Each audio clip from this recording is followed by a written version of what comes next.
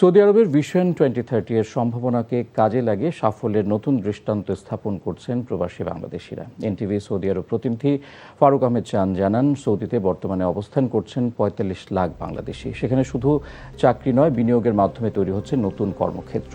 Saudi সরকার নিজ নামে licence নিয়ে ব্যবসার অনুমতি দেয়ায় এই সুযোগ লুফে নিচ্ছেন হাজারো প্রবাসী উদ্যোক্তা। তাদের মধ্যে অন্যতম আমিন সাজিদা ট্রাভেল অ্যান্ড ট্যুরিজমের ব্যবস্থাপনা পরিচালক শামীম আল আমিন। সৌদিতে তার প্রতিষ্ঠিত 4টি শাখায় কর্মরতদের বেশিরভাগই বাংলাদেশি।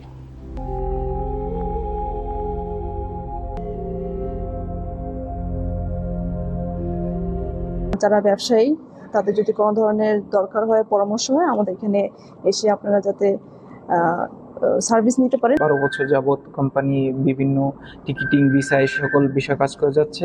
বাংলাদেশিদের কর্মসংস্থানের বিশাল একটা সুযোগ এখানে তৈরি হচ্ছে এবং বৈধভাবে কাজ করার একটা সুযোগ তৈরি হচ্ছে। দীর্ঘ 2-3 বছর পরে আমাদের দেশে একটি ভালো সরকার, তারপরে নির্বাচিত একটা সরকার এসেছে।